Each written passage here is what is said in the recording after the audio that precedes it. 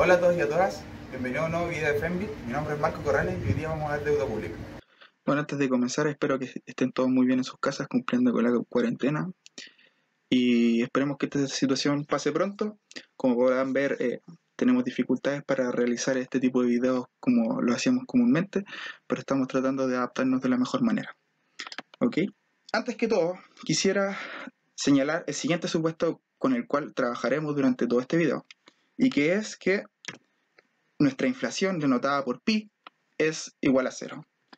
Si nos vemos nuestra ecuación de Fisher, donde tenemos que la tasa de interés nominal es igual a la tasa de interés real más la inflación, ¿cierto? Por lo tanto, vamos a tener que nuestra tasa de interés nominal va a ser igual a nuestra tasa real. Esto, como ya dije anteriormente, es porque nuestra inflación es igual a 0. Cuando nos metemos dentro de lo que es el gasto de gobierno, un tema central dentro de este componente tiene que ver con el déficit fiscal, donde podemos denotar dos déficits. El primero que vamos a ver es el déficit fiscal primario, y que lo vamos a denotar por la siguiente fórmula, donde tenemos que D sub t es el déficit primario en el año t, y se calcula básicamente teniendo el gasto de gobierno del año t menos sus ingresos, en este caso denotados por los impuestos recaudados en el año t. Y el otro déficit que vamos a ver es el déficit fiscal total, que es básicamente lo mismo que el déficit fiscal primario, pero tomando en cuenta el pago de intereses por concepto de deudas ya adquiridas. En este caso vamos a denotar el déficit fiscal total por df sub t, que está obviamente dentro de lo ocurrido durante el año t, y solamente estaríamos agregando al déficit fiscal primario la suma de la tasa de interés real multiplicada por b, que corresponde a la deuda.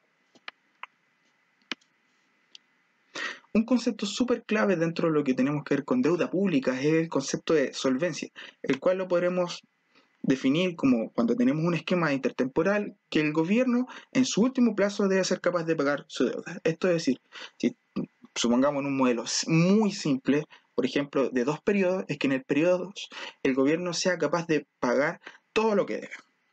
En otras palabras, podemos decir que la deuda pública crece más lento que la tasa de interés.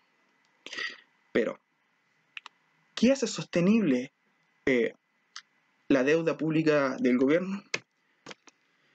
Para responder eso vamos a ver nuestra restricción presupuestaria intertemporal del gobierno para ver matemáticamente cuál va a ser finalmente nuestra condición para que la deuda sea sostenible. Ya. Como tenemos aquí nuestra siguiente ecuación, por un lado a nuestro lado izquierdo vamos a tener nuestra deuda en t más 1 menos nuestra deuda en t, y que eso va a ser igual a básicamente nuestro déficit fiscal total.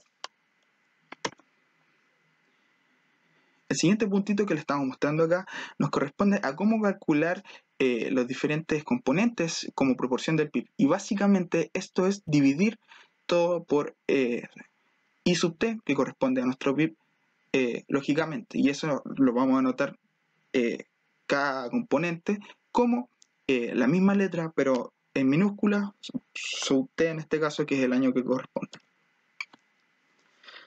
Entonces nos queda nuestra ecuación de la siguiente manera. Básicamente todos nuestros componentes divididos por el PIB del año sub t. Es de suma importancia tener en cuenta de que en esta ecuación no todos nuestros componentes van a ser variables de flujo o variables de stock, por lo cual es muy importante hacer la distinción para hacer el siguiente cálculo. Si nos fijamos en este caso en b sub t más 1, estaremos hablando de la deuda a principios del año t más 1, porque estamos hablando en este caso de una variable de stock. Por lo tanto, no habría problema para ponerlo como razón del PIB. ¿Ok? Por otro lado, también tenemos g sub t, lo cual nos indica que en este caso es una variable de flujo. Por lo tanto, sí estaríamos hablando de lo que ocurre dentro del año t, al igual como está dividido I sub t. Por lo tanto, tampoco tendríamos problemas para realizar el cálculo. ¿Ok?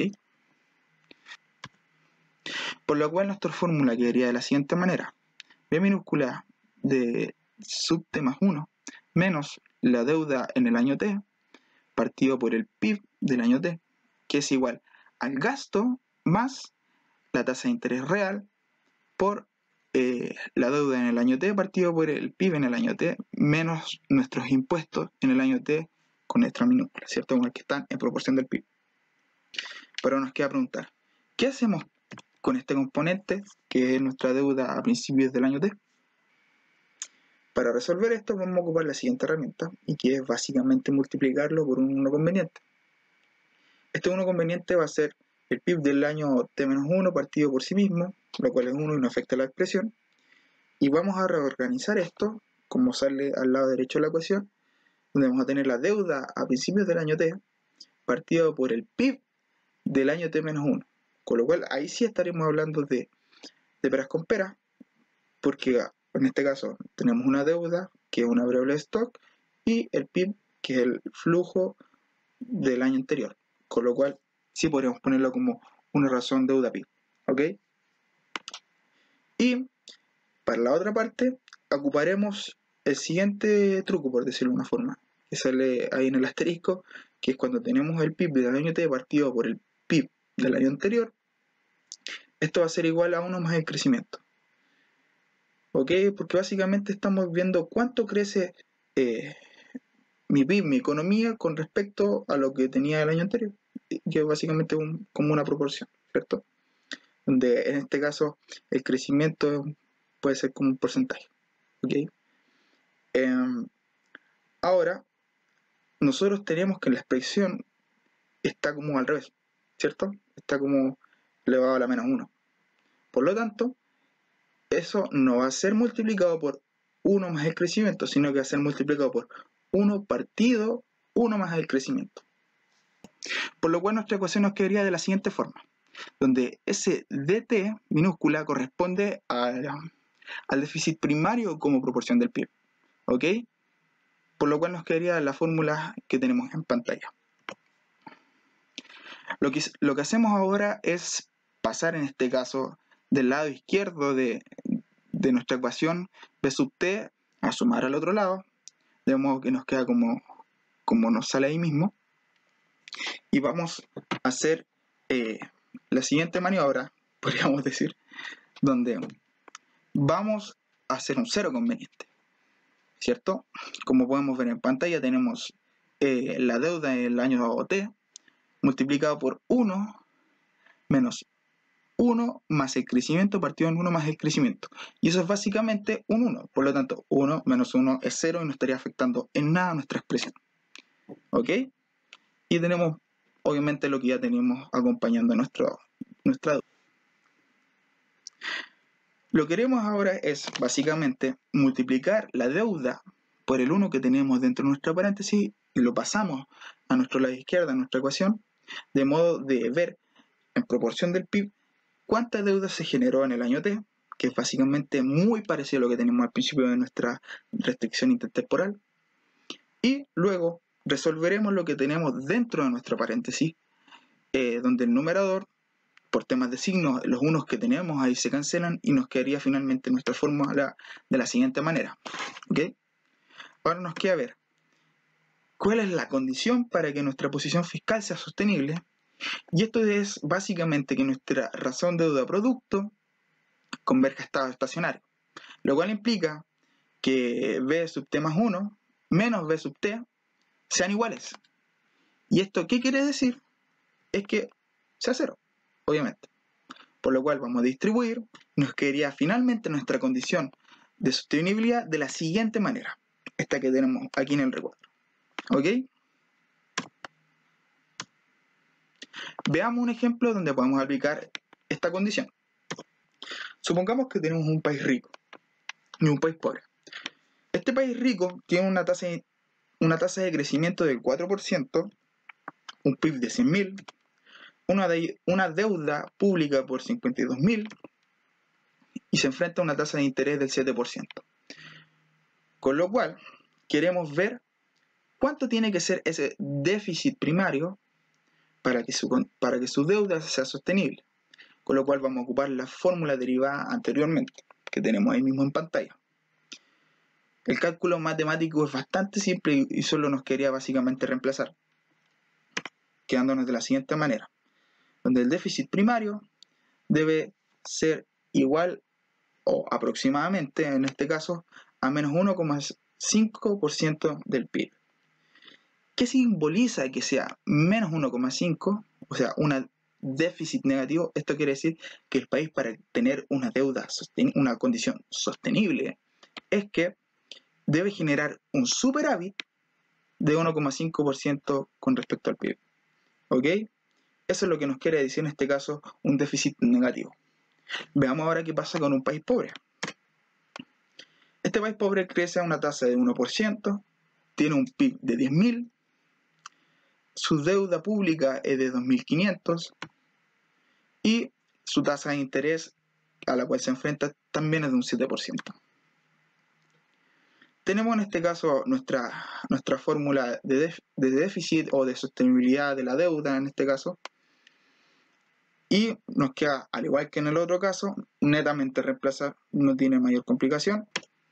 Finalmente reemplazamos y nos quedaría de la siguiente manera, donde es muy importante tener ojo que ese B sub T no tenemos que poner, en el caso del país rico, 52.000, sino que deberíamos haber puesto 0,52, puesto que estamos viendo las cosas en términos de proporción del PIB. Por lo tanto, ese 52.000 hay que dividirlo por 100.000 en el caso del país rico, y en el caso del país pobre, dividir 2.500 por 10.000.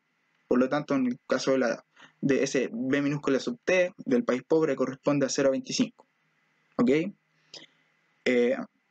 Y como les dije anteriormente, el déficit primario que debe generar este país pobre va a ser igual a menos 1,5% del PIB. ¿Ok? Entonces, veamos cuáles son las conclusiones que podemos sacar con respecto a este ejercicio de sostenibilidad de la deuda pública. Tenemos que tanto el país rico como el país pobre se enfrentan a una misma tasa de interés, pero tienen diferencias con respecto a su deuda como proporción del PIB, donde el país rico tiene una deuda como proporción de 52% y el país pobre una del 25%. Por lo que es obvio ver que el país tiene una deuda mucho mayor a la del país pobre. Sin embargo, ¿qué es lo que hace que finalmente necesiten ambos generar un superávit fiscal de 1,5%? Y la respuesta yace en el crecimiento. Tal como vemos en esta lámina, podemos decir que el crecimiento paga parte de la deuda. Y esto tiene una relevancia sumamente importante porque podemos decir que los países que crecen más tienen más espacio para poder endeudarse y así financiar las diferentes políticas que el gobierno estime conveniente para la sociedad, puesto que ese crecimiento que ellos van a estar generando los va a llevar a que esa deuda sea más pequeña, porque como dijimos, el crecimiento paga la deuda. Para ir terminando, queremos hacer la siguiente discusión, la cual consta de ver si generar superávit conlleva a una menor deuda de PIB. Entonces, para hacerlo, haremos un ejercicio matemático muy simple, pero que es muy ilustrativo para ver los efectos de este tipo de política y discusión. Tenemos una economía que en el año T-1 generó un PIB de 99.000, para el año T generó un PIB de 100.000, la deuda a principios del año T es de 41.000, se enfrenta a una tasa de interés real de 6%, tiene un crecimiento de un 1%, como vemos arriba, y tiene una razón de deuda PIB de 41,4%. Esto se calcula BET partido por IT-1. Para empezar, necesitamos hacer un análisis de sostenibilidad de la deuda, con la cual vamos a ocupar nuestra fórmula que derivamos anteriormente, y netamente reemplazamos con los valores que tenemos en nuestra pantalla. De modo que veremos que para que la deuda sea sostenible necesitamos generar un déficit de menos 2% del PIB. Esto es lo mismo que decir que necesitamos generar un superávit de 2%. Dado lo que nosotros queremos hacer es bajar los stocks de deuda que tenemos, este gobierno, esta economía quiere generar un déficit de menos 2,5% del PIB, o sea, un 2,5% de superávit. De modo que la cantidad de plata que yo debo disminuya, ¿cierto? Bueno, como tenemos aquí en pantalla, tenemos a la restricción presupuestaria intertemporal, y lo que vamos a ir haciendo es reemplazar los valores por cada uno de los componentes de esta fórmula. De modo que nos va a quedar de esta manera, donde BT es netamente reemplazar por lo que tenemos ahí arriba, 41.000, el cálculo del déficit primario que tenemos ahí se hace en base a multiplicar menos 2,5% de 100.000 y sumarle la multiplicación de la tasa de interés de 6% por 41.000, que es la deuda a principios del año 3. Si resolvemos esta expresión, finalmente nos va a quedar que el stock de deuda a principios de T+1 va a ser de 41.960. Veamos qué pasa el tiempo después. Tenemos que el PIB en el año T+1 va a ser de 98.000. Su stock de deuda a principios de T+1 va a ser de 41.960, como derivamos anteriormente. La tasa de interés se va a mantener igual y va a ser de un 6%. Y el crecimiento obviamente va a ser de menos 2%, porque cayó de 100.000 a 98.000. La razón deuda PIB, en base a los cálculos que hicimos anteriormente, nos va a quedar de un 40,96%. Esto se calcula dividiendo BT+1 partido por IT. Ahora buscaremos mantener el superávit que nosotros habíamos mencionado anteriormente de 2,5%, y vamos a reemplazar la restricción intertemporal para los periodos siguientes en este caso. Por eso es que a los subíndices se le agregó como una unidad más. Reemplazamos por los datos que ya tenemos, al igual que en el ejercicio pasado, y nos va a quedar de la siguiente manera. Como les dije, en el caso del déficit primario de T+1 va a ser multiplicar el menos 2,5% por 98.000. Si resolvemos esta expresión, nos va a quedar que BT más 2 va a ser igual a 40.967,6. Por lo que si queremos calcular nuestra razón deuda PIB, va a ser BT más 2 partido en IT más 1, de modo que nos va a quedar una razón deuda PIB de 41,8%. Entonces, veamos qué pasó. Tenemos que la deuda PIB partió siendo en el primer año de 41,4%. Al siguiente año pasó a ser un 40,96%, es decir, bajó. Sin embargo, para el año subsiguiente vamos a tener que aumentó con respecto al primero, puesto que ahora es de 41,8%. Entonces veamos qué es lo que pasó acá. Si bien el monto de deuda como stock bajó, o sea, debemos menos plata, lo que ocurrió fue que la caída del PIB fue mucho más rápida que la caída del monto de la deuda. Y eso nos llevó a tener una mayor deuda PIB, ¿ok? Una razón de deuda PIB. Y un problema de este tipo de ejercicio, o de lo que ocurre en la realidad, es que no es tan claro qué efectos me pueden generar el hacer políticas de ajuste fiscal. No sabemos cuánto va a repercutir en el consumo, en la inversión o en diferentes componentes de nuestro gasto. ¿Ok? Por lo cual hay que ser sumamente cuidadosos cuando nosotros queremos hacer un ajuste fiscal de modo de pagar nuestra deuda y seguir siendo sostenible, porque nos puede, a la larga, si no se hace responsablemente y seriamente, podemos tener incluso que nuestra razón deuda PIB aumente, como vimos en este ejercicio. Un ejemplo muy clásico que se nombra en el capítulo 5 del libro de José Gregorio es el ejemplo de Grecia en el año 2010, que si bien una versión muy simplificada de lo que pasó, puede ser como una forma de ilustrar cómo se ve este tipo de situaciones aplicadas a la vida real. De modo que si ustedes quieren revisarlo, está en el libro para que ustedes puedan hacer un buen ejercicio en su casa. Y ese fue el video de hoy, espero que les haya servido mucho. Los invito a suscribirse al canal y darle like, y nos vemos en un próximo video.